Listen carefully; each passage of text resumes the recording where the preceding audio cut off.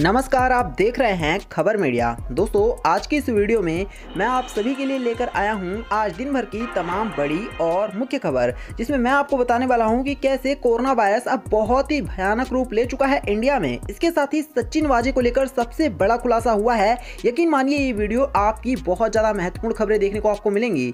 इसके साथ ही किसान आंदोलन पर पूरे भारत बंद करने की अनाउंसमेंट कर दी गई है, तो मैं आपको इसके बारे में बताऊंगा। साथ ही साथ दिल्ली के सीएम केजरीवाल को लेकर सबसे बड़ी खबर निकल कर आ रही है। साथ ही अगर आप पति पत्नी हैं तो इस खबर को बहुत ध्यान से देखिएगा। तो चलिए वीडियो को शुरू करते हैं, लेकिन उससे पहले हमारी बस आपसे एक छोटी सी रिक्वेस्ट है कि आप इस वीडियो को लाइक करके शेयर करना और हमारे चैनल को भी सब्सक्राइब करना। तो चलिए बात करेंगे सीधे पहली बड़ी खबर से। पत्नी को हैसियत से अधिक गुजारा भत्ते के आदेश पर लगा दी गई है रोक। जी हां, इलाहाबाद हाईकोर्ट ने कानपुर नगर के अजय प्रकाश वर्मा को अपनी पत्नी और बच्चे के लिए परिवार न्यायालय में प्रत्येक महीने की 10 तारीख को 10,000 रुपए गुजारा भत्ता जमा करने और बकाया 15 मई तक जमा करने का निर्देश दिया। कोर्ट ने परिवार न्यायालय द्वारा अर्जी की तिथि से पत्नी को 3,000 रुपए और बच्चे को 2,000 रुपए और आदेश की तिथि से पत्नी को 5,000 रुपए और बच्चे को 10,000 रुपए प्रति महीने कुल 15,000 रुपए देने के आदेश पर रोक लगा दी है। कोर्ट ने कहा है कि जमा राशि पत्नी को दे दी जाए। कोर्ट ने पत्नी को नोटिस जारी किया है। यह आदेश न्यायमूर्ति जे मुनीर ने अजय प्रकाश वर्मा की याचिका पर अधिवक्ता निर्विकल्प पांडे को सुनकर कहा है। तो कुल मिलाकर आपको बता दें कि अगर तलाक हो जाता है तो पति पत्नी को सिर्फ उतने ही पैसे देगा जितना पत्नी की हैसियत होगी। तो आप हमें कमेंट करके बताना ये नियम आपको कैसा लगा। बात करेंगे एक और बड़ी खबर की। तो GNCTD संशोधन बिल को संसद की मिली मंजूरी। सीएम केजरीवाल बोले, लोकतंत्र के लिए दुखद दिन। जी हां, आपको बता दें, दिल्ली में अब सिर्फ और सिर्फ उपराज्यपाल को सब कुछ करना होगा। यानी कि दिल्ली की गवर्नमेंट जो है वो कोई सा भी कानून बनाना चाहती है तो पहले उपराज्यपाल से परमिशन लेना होगा, और अगर उपराज्यपाल परमिशन नहीं देता है तो कोई भी काम दिल्ली की सरकार कर नहीं पाएगी। इस तरह का कानून दिल्ली में बन गया है। अब ऐसे में दिल्ली की सरकार यानी कि सीएम केजरीवाल का ये कहना है कि आज का दिन दिल्ली के लिए सबसे बुरा दिन रहा, क्योंकि आज ये दिन लोकतंत्र के नाम पर पूरी तरह से एक धब्बा बन चुका है और केजरीवाल के हाथ से पूरी तरह से अब सत्ता रहते हुए भी सत्ता जाती हुई नजर आ रही है। तो आपका इस बारे में जो कुछ भी कहना है जरूर कमेंट करके बताइएगा। बात करेंगे एक और बड़ी खबर की। तो कोरोना के बढ़ते मामले को देखकर सरकार का बड़ा फैसला। पहले देश में होगा वैक्सीनेशन, निर्यात होगा बाद में। जी हां, भारत में एक बार फिर से कोरोना का कहर तेज हो गया है। इसी बीच देश में कोरोना का टीकाकरण भी तेजी से जारी है। कोरोना के बढ़ते मामलों को देखते हुए भारत आगामी कुछ महीने तक कोविड-19 टीकों के निर्यात को संभवतः विस्तार नहीं देगा, क्योंकि कोरोना वायरस संक्रमण के मामले बढ़ने के मद्देनजर उसका ध्यान घरेलू मांग को पूरा करने पर केंद्रित हो गया है। यानी कि जिस तेजी से देश में कोरोना वायरस बढ़ रहा है तो अब सिर्फ और सिर्फ हमारे देश के लोगों को ही कोरोना वायरस की वैक्सीन लगेगी। तो इसी बात पर वीडियो को तुरंत लाइक कर देना। चलिए बात करेंगे अब हम एक और बड़ी खबर की। तो दोस्तों, आपको एक बार फिर से इंडिया और इंग्लैंड का मैच होने वाला है, लेकिन आपको बता दें कि टीम इंडिया को इसी बीच एक बड़ा झटका लगा है और टीम के बहुत ही होनहार बैट्समैन श्रेयस अय्यर बाहर हो गए हैं। दोस्तों, आपको बता दें कि श्रेयस अय्यर मैच के दौरान फर्स्ट वनडे मैच में खेलते दौरान फील्डिंग जब वो कर रहे थे तभी उनके कंधे में अचानक से चोट लग गई थी, क्योंकि वो फील्डिंग कर रहे थे और वो बॉल पकड़ने के लिए गिर गए, जिसके बाद इनको बहुत चोट लगी और इसके बाद इनको बाहर कर दिया गया था ग्राउंड से। खबर ये भी है कि श्रेयस अय्यर अब साल 2021 IPL का एक भी मैच नहीं खेलेंगे।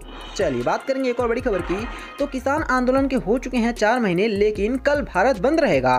सुबह 6 से लेकर के शाम 6 बजे तक ट्रेन, बस आदि अन्य सेवाओं पर रहेगा असर। जी हां, संयुक्त किसान मजदूर मोर्चा ने केंद्रीय कृषि कानूनों के विरोध में 26 मार्च को भारत बंद का आह्वान किया है।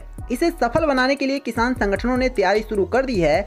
किसान संगठनों ने इसके अलावा इस बार काली होली मनाने का भी फैसला किया है। बता दें कि किसानों को कल दिल्ली की बॉर्डरों में प्रदर्शन करते हुए 4 महीने पूरे हो जाएंगे, इसलिए कल भारत बंद का ऐलान किया गया है। तो आप सभी बहुत सतर्क रहना, क्योंकि भारत बंद का ऐलान किसानों की तरफ से किया गया है। चलिए बात करेंगे एक और बड़ी खबर की। तो बेहद खास मेहमान की तरह होगा बांग्लादेश में प्रधानमंत्री मोदी का स्वागत। शेख हसीना ले जाएंगी अपना पेड़ तक निवास। जी हाँ, बांग्लादेश के मुक्ति संग्राम में भारत का सबसे अहम स्थान है, इसलिए बांग्लादेश के जश्न आजादी की 50वीं सालगिरह पर आयोजित स्वर्ण जयंती समारोह में बतौर खास मेहमान भारतीय प्रधानमंत्री मोदी आमंत्रित किए गए हैं। तो कुल मिलाकर हमारे देश के लिए भी ये गर्व की बात है कि हमारे देश के प्रधानमंत्री को इतना सम्मान मिल रहा है। इसी बात पर वीडियो को लाइक करना। बात करते हैं एक और बड़ी खबर की। तो मुंबई पुलिस ने निलंबित अधिकारी सचिन वाजे को 3 अप्रैल तक NIA की हिरासत में भेज दिया है। दोस्तों, मुंबई पुलिस के निलंबित अधिकारी सचिन वाजे स्पेशल NIA कोर्ट लाया गया। एंटीलिया मामले में गिरफ्तार सचिन वाजे को कोर्ट ने 3 अप्रैल तक के लिए राष्ट्रीय जांच एजेंसी की हिरासत में भेज दिया है। ठाणे के सत्र न्यायालय ने महाराष्ट्र एटीएस को मानसुख हिरेन हत्याकांड की जांच तुरंत एनआईए को सौंपने के निर्देश दिए हैं।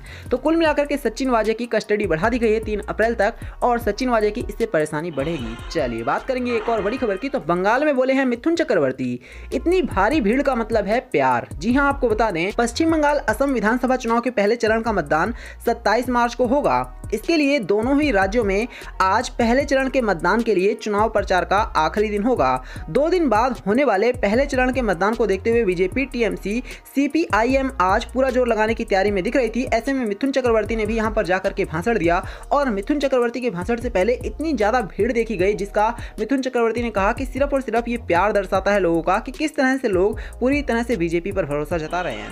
चलिए बात करेंगे एक और बड़ी खबर की। तो महाराष्ट्र में और कहर बरपाएगा कोरोना। अगले 2 हफ्ते तक रोजाना 1000 अधिक की लेगा जान। जी हां, महाराष्ट्र में कोरोना के बढ़ते मामलों ने खतरे की घंटी बजा दी है। राज्य के स्वास्थ्य विभाग ने अनुमान लगाया है कि जिस तेजी से रोजाना नए मामले आ रहे हैं, उसके मुताबिक 4 अप्रैल तक राज्य में एक्टिव केस की संख्या 3 लाख पार हो जाएगी। साथ ही 61,125 मरीजों के साथ पुणे नंबर 1 पर बना हुआ है, जबकि नागपुर 47,707 के साथ दूसरे और मुंबई 32,827 के साथ तीसरे नंबर पर है। लेकिन आने वाले 2 हफ्ते की बात तो आप सभी देखेंगे कि स्थिति और भी ज्यादा भयानक हो जाएगी, जब यहां पर हर रोज 1000 से ज्यादा लोगों की सिर्फ और सिर्फ कोरोना वायरस से जान जाने लग जाएगी, ऐसे आंकड़े बता रहे हैं। चलिए बात करेंगे एक और बड़ी खबर की। तो पहली बार केवल 1 महीने के लिए आयोजित किया जाएगा धार्मिक मेला, अधिसूचना हो चुकी है जारी। दोस्तों, हरिद्वार कुंभ के संबंध में औपचारिक अधिसूचना जारी कर दी गई है। 12 वर्ष में एक बार होने वाले इस धार्मिक आयोजन की अवधि कोरोना वायरस के मद्देनजर पहली बार घटाकर सिर्फ और सिर्फ 1 महीने कर दी गई है। यह धार्मिक मेला 1 अप्रैल से 30 अप्रैल के बीच आयोजित किया जाएगा। तो कुल मिलाकर के ऐसा पहली बार हुआ है भारत के इतिहास में जब कुंभ का मेला सिर्फ और सिर्फ 1 महीने के लिए लगाया जाएगा।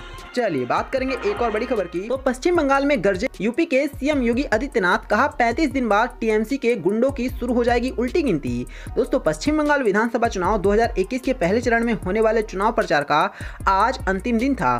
पहले चरण के अंतिम दिन सभा पार्टियों ने अपनी अपनी पूरी ताकत झोंक दी है।